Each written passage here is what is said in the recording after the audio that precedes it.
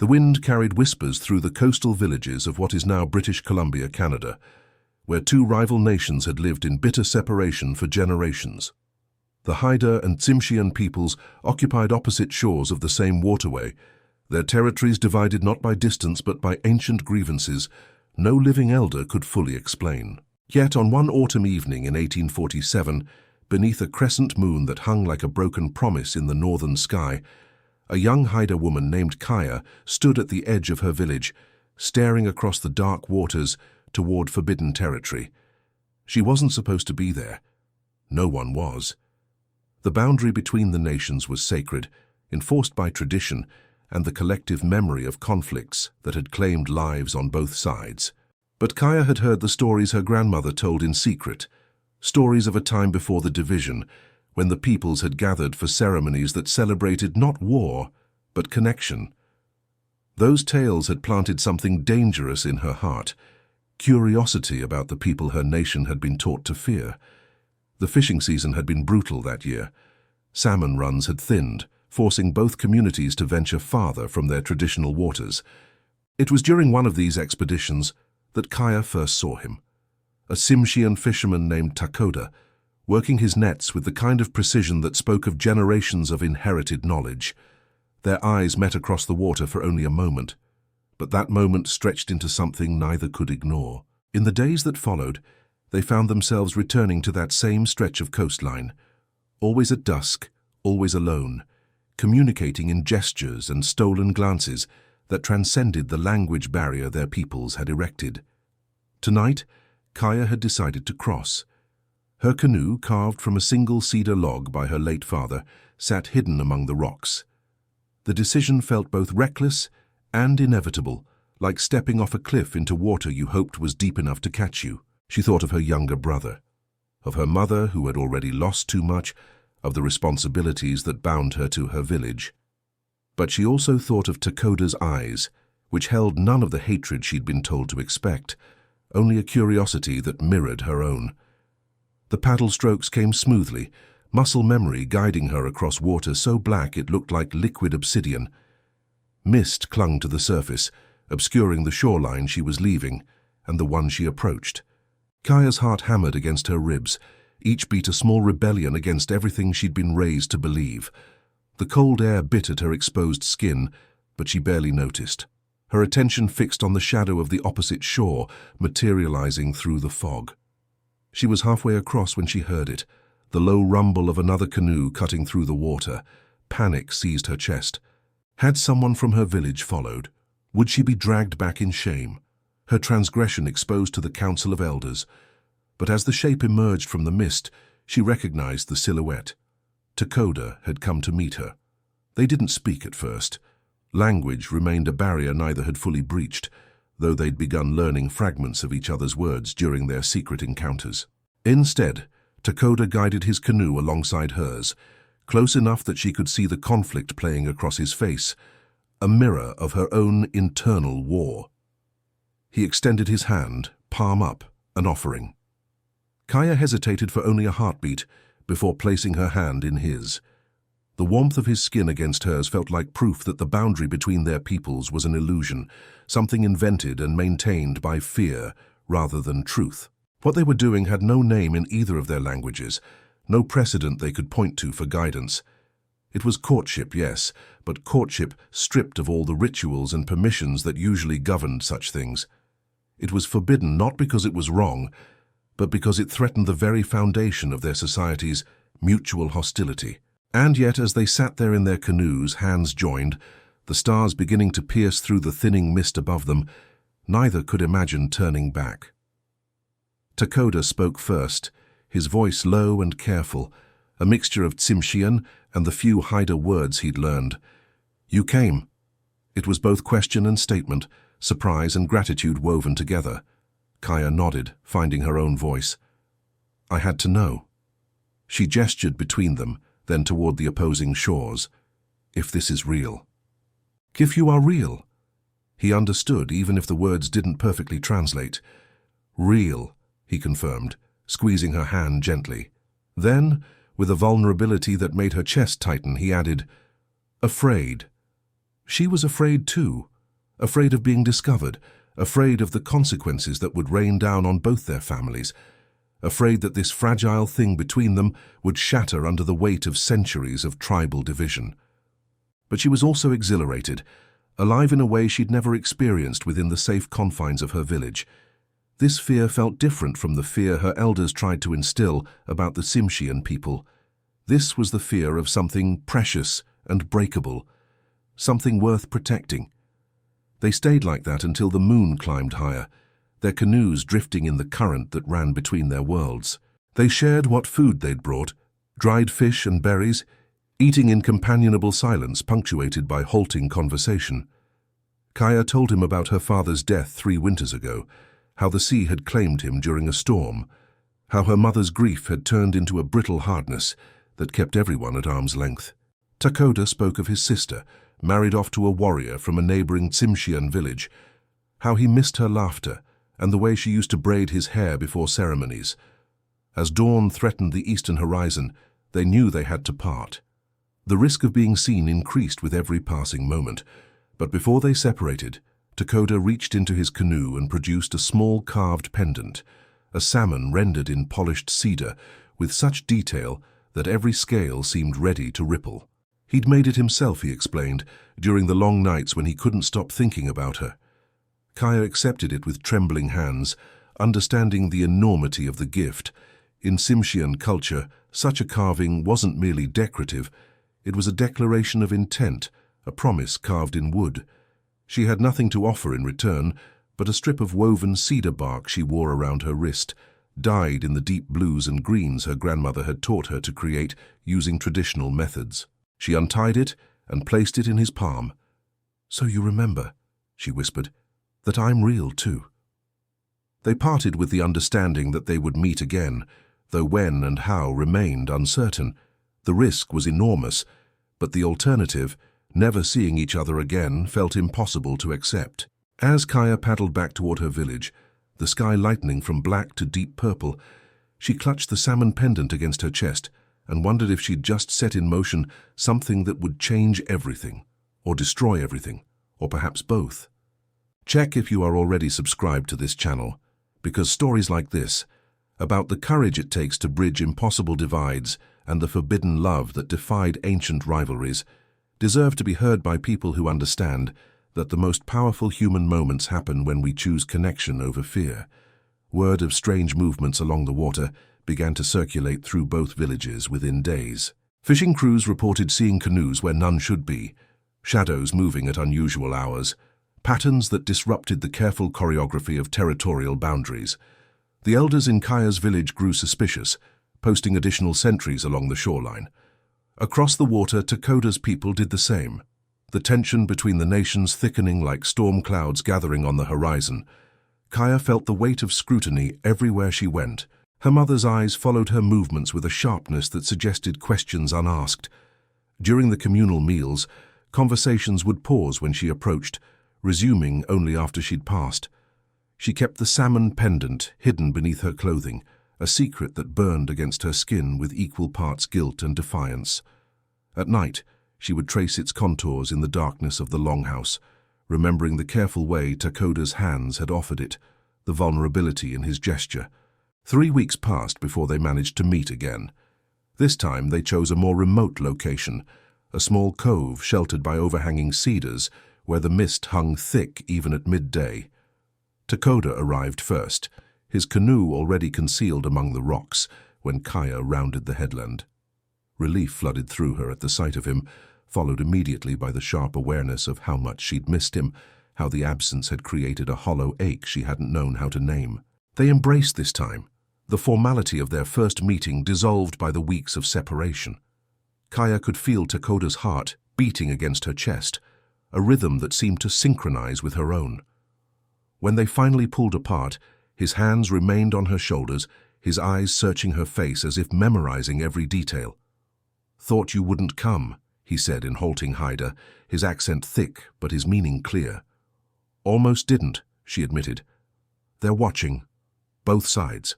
Someone knows something is happening, even if they don't know what." Takoda's jaw tightened. "Same with my people. The warriors talk of Haida scouts violating boundaries. They want to send a message, show strength.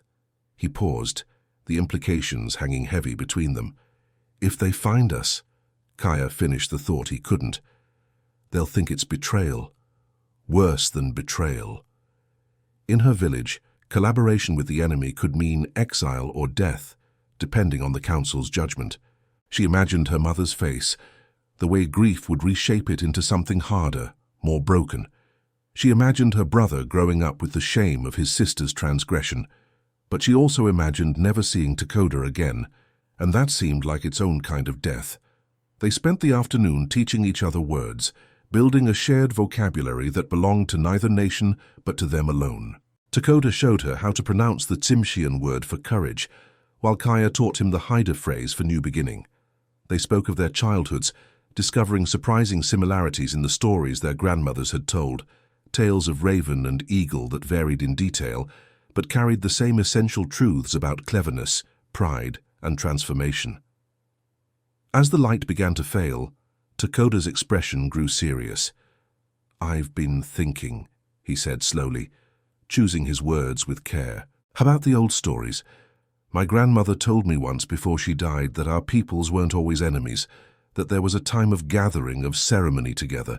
She said it ended because of a misunderstanding, pride, and then violence that fed more violence until no one remembered how it started."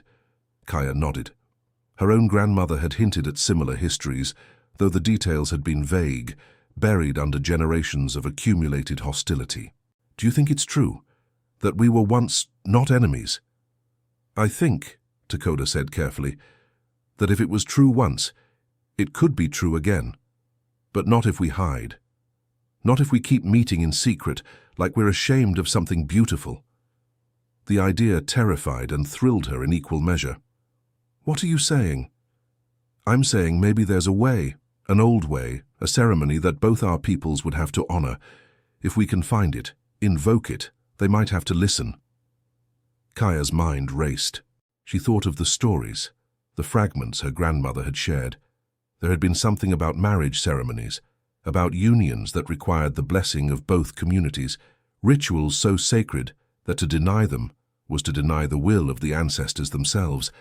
But those traditions had been dormant for so long. Could they be revived? Would anyone even remember them clearly enough to guide the process? "It's dangerous," she said quietly. "If we try and fail, we won't just be breaking current laws. We'll be invoking sacred traditions and then being rejected anyway. The shame would be unbearable. And if we succeed?" Takoda's voice carried a hope that made her chest ache. "If we remind them of what they've forgotten, that there's a path between our peoples that doesn't require blood?" They talked until the stars emerged, mapping out a plan that felt both impossible and necessary. They would each seek out the oldest members of their communities, the knowledge keepers, who might remember the ancient protocols for intertribal union. They would gather what information they could, then bring their findings back to this cove to piece together a complete picture. It would take time, discretion, and luck, but if there was even a chance it could work, they had to try. Before parting, Kaya pulled Takoda close, her forehead resting against his. "If this goes wrong," she whispered, "if we end up making things worse instead of better, then we'll face it together," he promised, "whatever comes." She kissed him then, a kiss that tasted of salt air and cedar smoke, of fear and determination braided together. When they finally separated and paddled back toward their respective shores, both carried the weight of what they'd decided to attempt, a weight that felt somehow lighter for being shared. Kaya found her grandmother's closest friend, a woman named Atsa, living at the edge of the village in a small dwelling that smelled of dried herbs and wood smoke. Atsa was ancient, her face mapped with wrinkles that spoke of long winters and longer memories. Most villagers avoided her, unsettled by her habit of speaking to ancestors as if they stood in the room, but Kaya had always felt drawn to her, sensing a wisdom that existed outside the rigid boundaries of current tribal law. She approached carefully, bringing smoked salmon as an offering. Atsa accepted it with eyes that seemed to see through skin and bone, to the urgency beating in Kaya's heart. "You come seeking something the young usually ignore," the old woman said without preamble. "The past that everyone wants to forget." Kaya settled onto the woven mat across from her, choosing her words with care. I need to know about the old ceremonies, the ones that bound different peoples together before the separation. Atsa's expression shifted, something between sorrow and vindication crossing her weathered features. So it begins again, she murmured, more to herself than to Kaya. The ancestors said it would, when the time was right. She fixed Kaya with a penetrating stare. You've met someone, from across the water. There was no point in denying it. Kaya nodded. The old woman was silent for a long moment, her gaze distant, as if consulting with spirits only she could perceive. Finally she spoke. There was a ceremony called the Gathering of Two Shores. It was used when unions crossed tribal boundaries, when love threatened to become a source of conflict rather than celebration. The ceremony required representatives from both nations, a neutral witness from a third tribe, and offerings that symbolized the willingness to merge families, not just individuals. Kaya leaned forward, hungry for details. How did it work? What were the requirements? Atsa began to speak, her voice taking on the rhythmic quality of formal storytelling. She described elaborate protocols involving the exchange of ceremonial regalia, the preparation of a feast that both communities would share, the carving of a joining pole that would stand as a permanent marker of the union. Most crucially, she explained, both families had to publicly declare their acceptance, not just of the marriage, but of the connection it created between their peoples. But here's what the young always forget, Atsa said, her tone sharpening. The ceremony only worked because both communities wanted peace. It was a tool for those already inclined toward reconciliation, not a magic spell to force enemies to love each other. If the hatred runs too deep, the ritual becomes hollow, meaningless. Kaya's heart sank. The hatred between Haida and Tsimshian might not be actively violent at the moment, but it was deeply rooted, reinforced by every elder who spoke of ancient wrongs, every warrior who trained to defend against potential attacks, every mother who warned her children never to trust the people across the water. Seeing her despair, Atsa's expression softened slightly. But, she continued, sometimes all it takes is one small crack in the wall of hostility, one moment where people choose to see each other as human rather than enemy. The Gathering of Two Shores ceremony wasn't just about marriage, it was about creating that crack, forcing both communities to witness love that refused to recognize their artificial boundaries. She reached out and gripped Kaya's hand with surprising strength. If you and this young man attempt this, you must understand the risk. If it fails, you won't just lose each other. You'll become symbols of betrayal to your own people, evidence that the other tribe corrupts and destroys. The consequences will be severe, possibly fatal.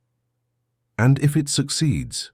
Kaya asked, though she already knew the answer would offer no guarantees.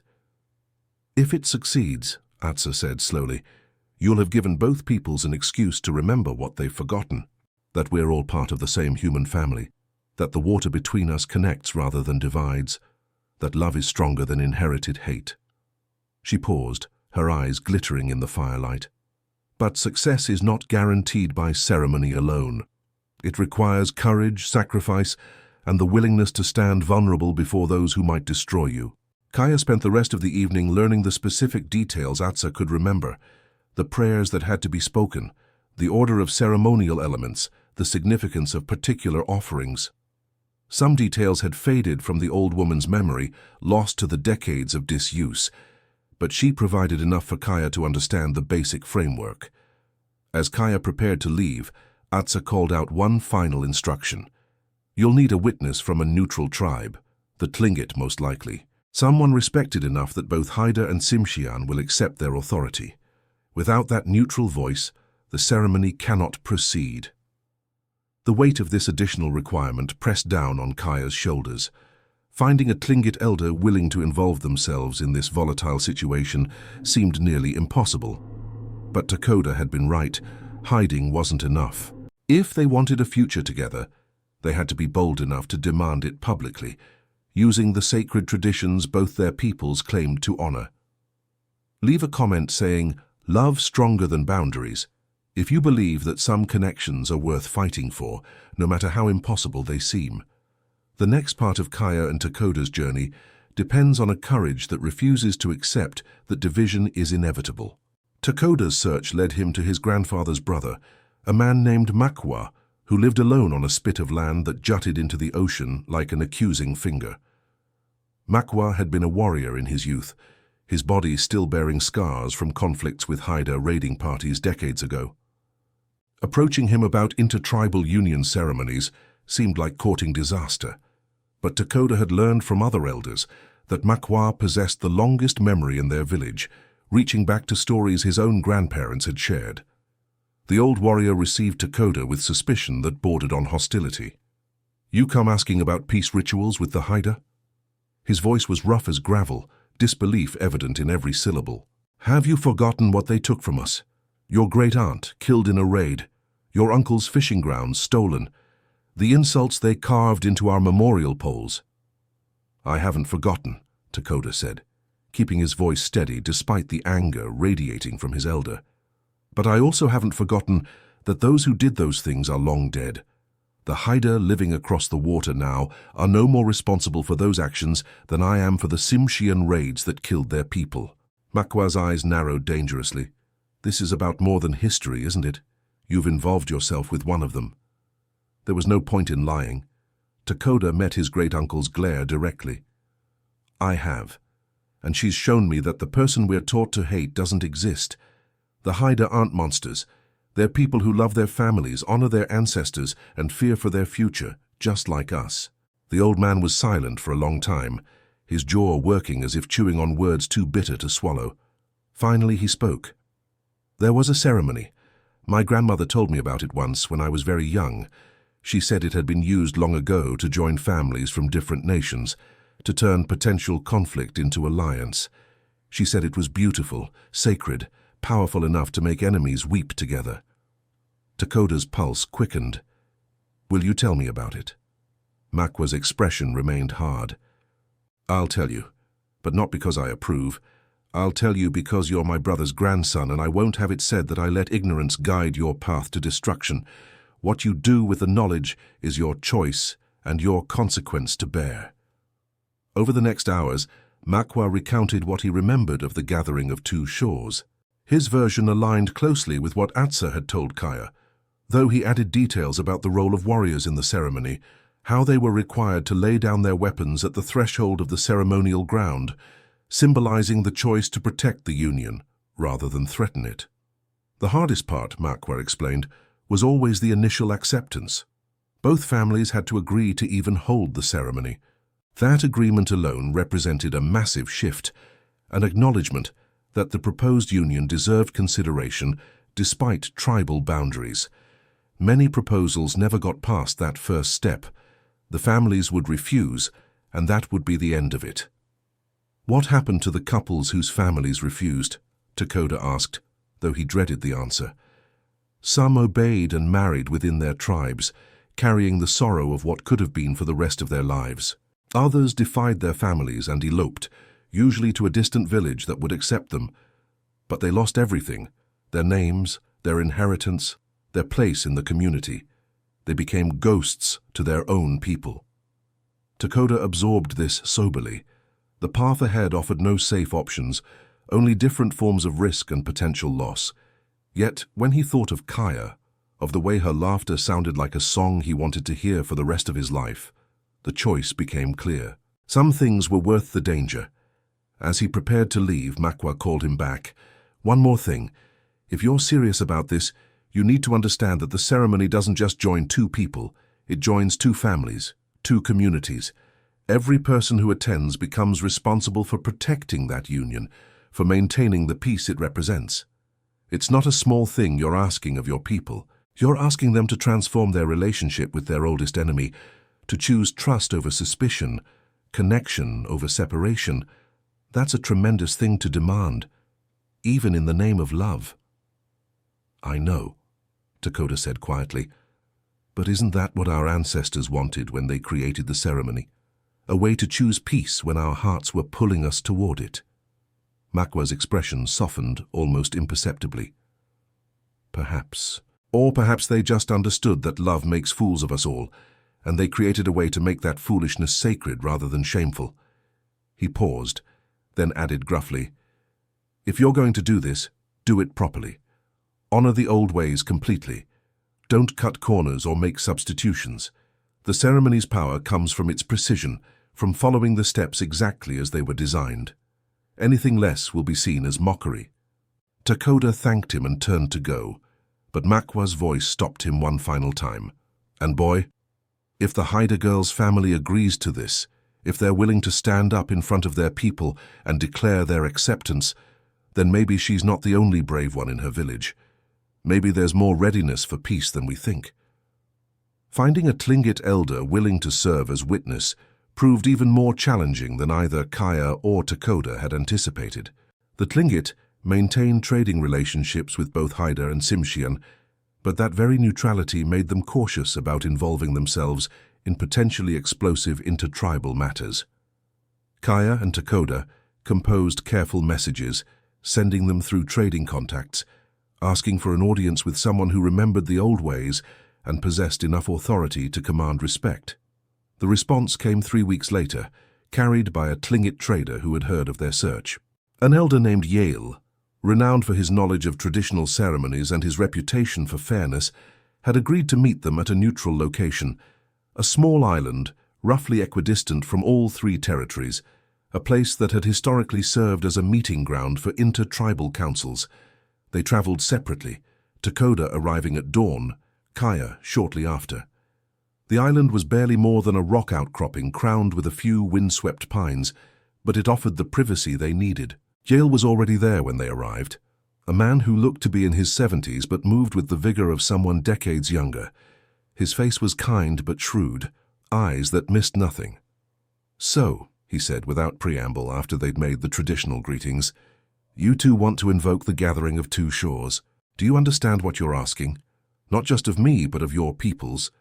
They spent the morning explaining their situation, their growing love, their belief that the ceremony could create a pathway toward reconciliation between Haida and Tsimshian.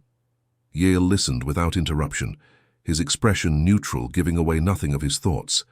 When they finished, he was quiet for a long moment, his gaze distant. Finally he spoke. "I knew a couple once.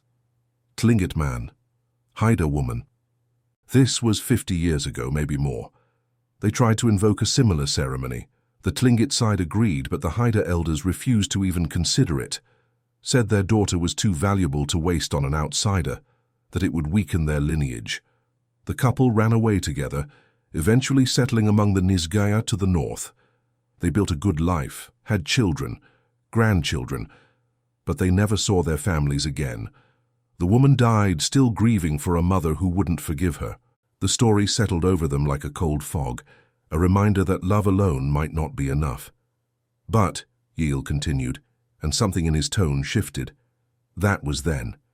Times change, even when we pretend they don't. The world is getting smaller, the old boundaries meaning less. And sometimes, not often, but sometimes people are ready for change, even when they don't know it yet. They just need someone brave enough to stand up and show them a different way as possible. He fixed them both with a penetrating stare. "I'll serve as your witness if you can meet the requirements. Both families must publicly agree to hold the ceremony. You must prepare the traditional offerings, a joining pole carved with symbols from both nations, ceremonial regalia that represents the merging of your lineages, and a feast substantial enough to feed representatives from both communities. And you must be prepared for the possibility that even after all that, it might still fail. People might refuse to attend, or attend only to disrupt. The ceremony requires goodwill to succeed, and that's something neither I nor the ritual itself can guarantee." Kaya felt tears prickling her eyes, overwhelmed by the magnitude of what they were attempting. Takoda reached for her hand, and she gripped it tightly, drawing strength from his presence. "We understand," Takoda said, his voice firm despite the fear Kaya could feel in the slight tremor of his fingers.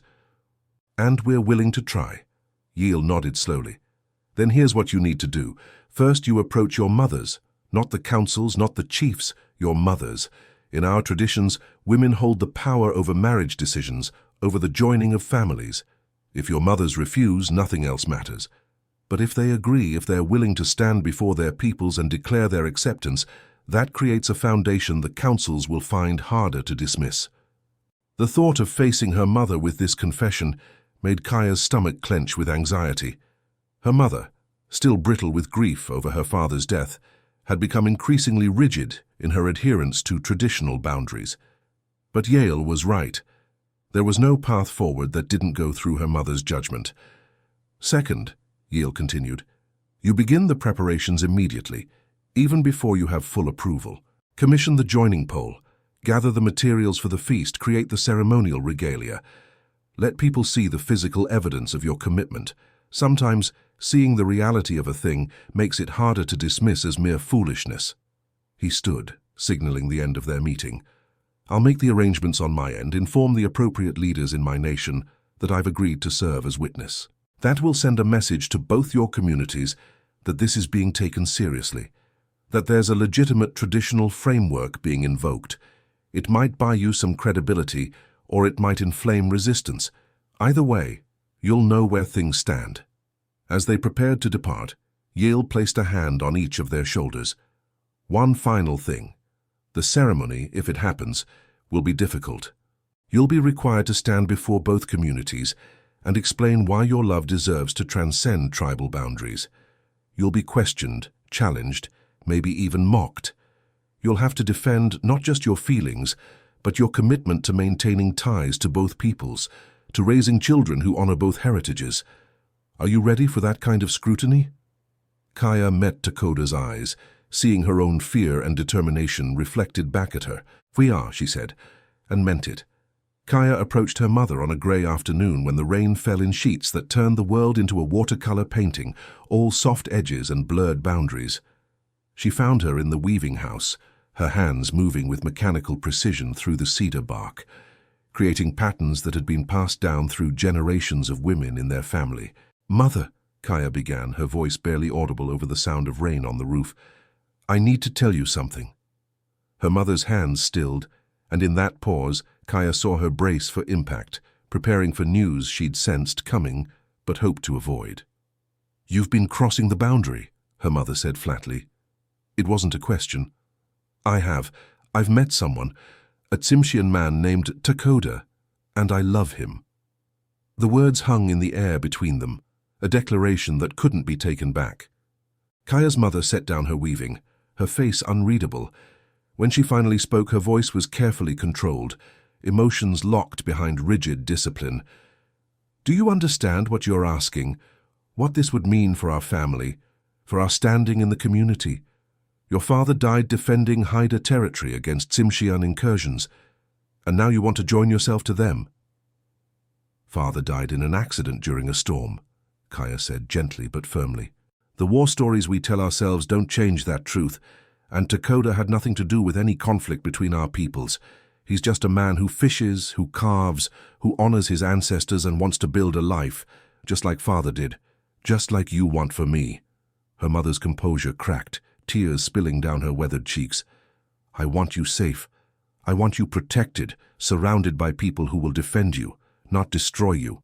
How can I trust that this man, these people won't hurt you? Kaya knelt beside her mother, taking her hands. You can't, not with certainty, but I can't have certainty with anyone, from any tribe. What I can have is someone who sees me, truly sees me, and chooses to stand beside me anyway. That's what Takoda offers, and I'm asking you to meet him, to see for yourself that he's not the enemy we've been taught to fear. The conversation lasted hours, moving through tears and arguments, moments of connection and walls of resistance. But slowly, painfully, Kaya saw her mother's position shift, not to full acceptance, but to something more precious, willingness to consider possibilities she'd previously dismissed as impossible. Across the water, Takoda faced his own reckoning. His mother was a formidable woman, a leader among the Tsimshian women, her voice carrying weight in council decisions. When he told her about Kaya, about the ceremony they hoped to invoke, she listened in stony silence. You're asking me to declare friendship with people who have taken from us, she said when he finished. To stand before my community and say that the boundaries I've helped maintain for decades don't matter. To risk my authority, my credibility, my family's honor, on a love story between my son and a Haida woman. I'm asking you to remember why those ceremonies existed in the first place, Takoda countered. Because our ancestors understood that rigid boundaries create only suffering, that sometimes the path to peace runs through the courage of individual hearts. I'm not asking you to forget what was taken. I'm asking you to help create a future where we stop taking from each other. His mother turned away, staring out at the water that separated their territory from Kaya's.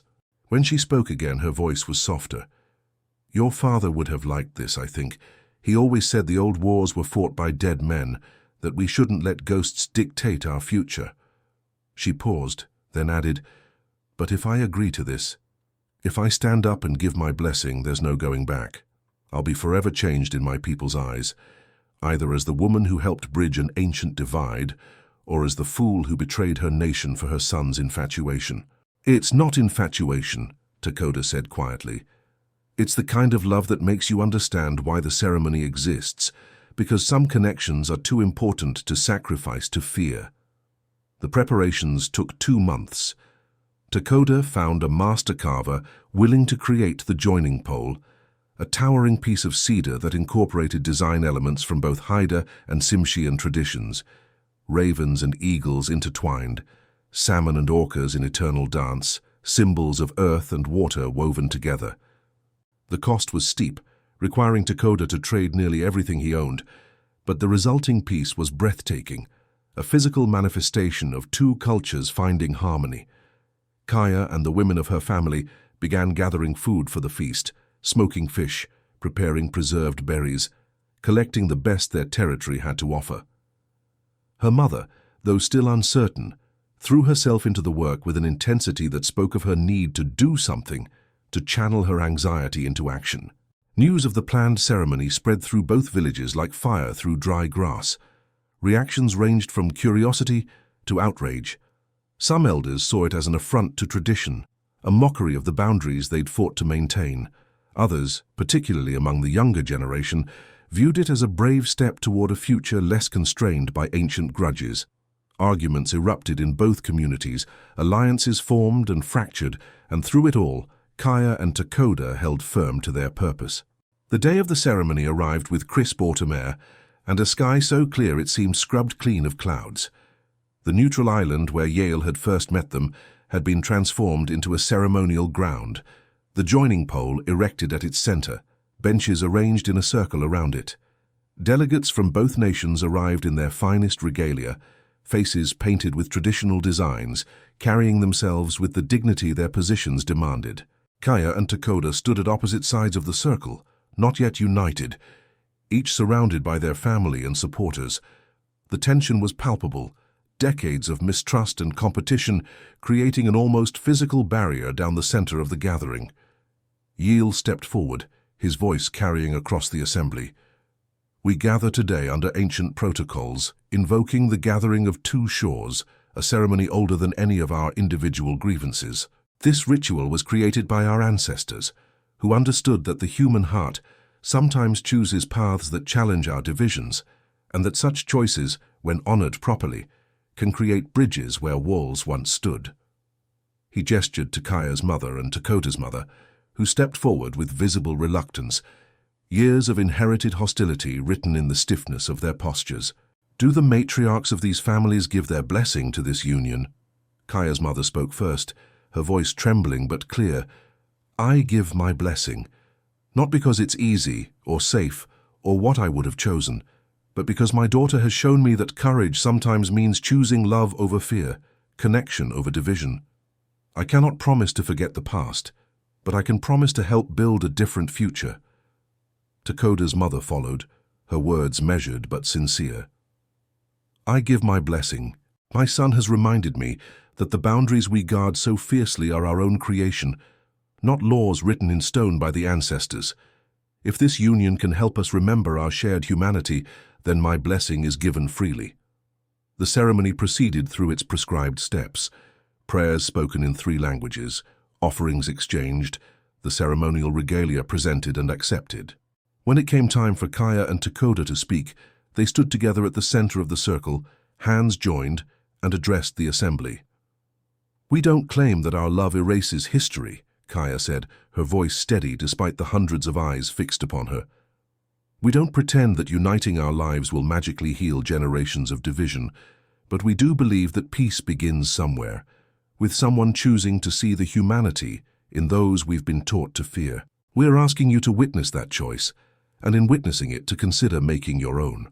Takoda added, "This ceremony isn't just about us. It's about creating a model, a possibility, a reminder that our ancestors gave us tools for bridging divides, because they knew rigid boundaries ultimately serve no one. We honor both our peoples by choosing this path, not by abandoning our heritage, but by expanding what that heritage can mean." The formal conclusion of the ceremony was marked by the binding of their hands, with cords woven from materials gathered from both territories, a physical representation of their choice to tie their lives together. As the final words were spoken and the assembly released its collective breath, something shifted in the air.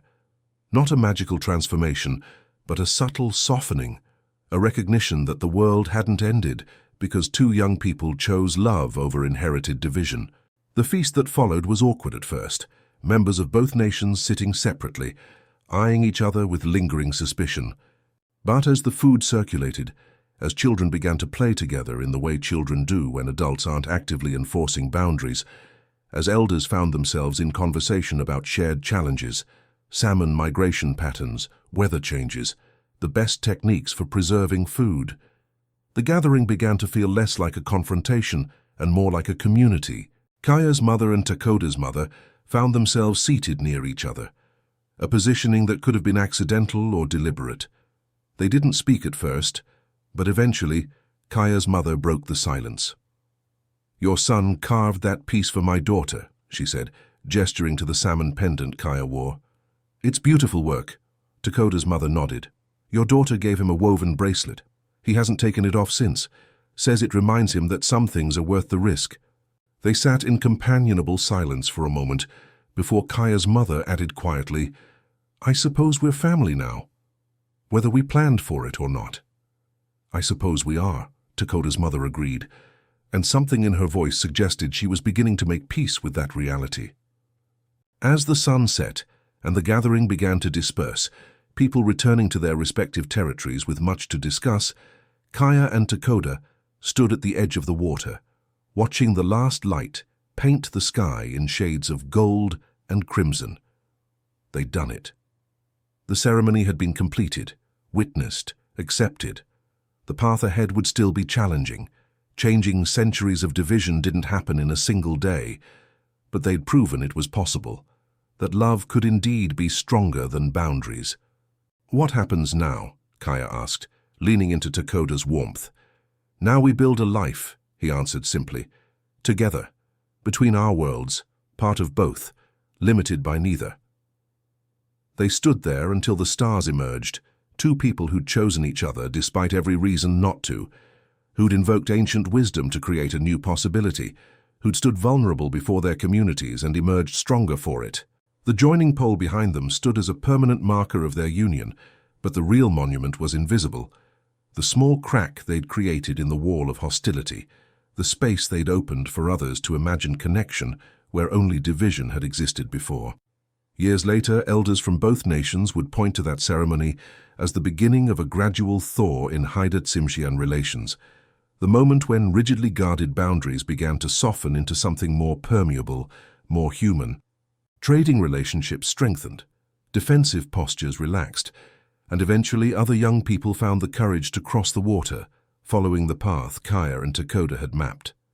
But on that autumn evening, with the ceremony complete and the future uncertain but no longer impossible, they simply held each other and marveled at what courage and love, properly witnessed and honored, could accomplish. If you watched this far, it's because you like this case. Leave a comment saying, "I watched this far," so I can get to know you and know who really likes the stories on this channel. If this story touched your heart, hit the like button and share it with someone who needs to be reminded that the bravest act is choosing connection over division, love over inherited fear. Thank you for witnessing this journey. Subscribe to see more stories about the courage it takes to bridge impossible divides and the extraordinary things that happen when people refuse to let boundaries define their humanity.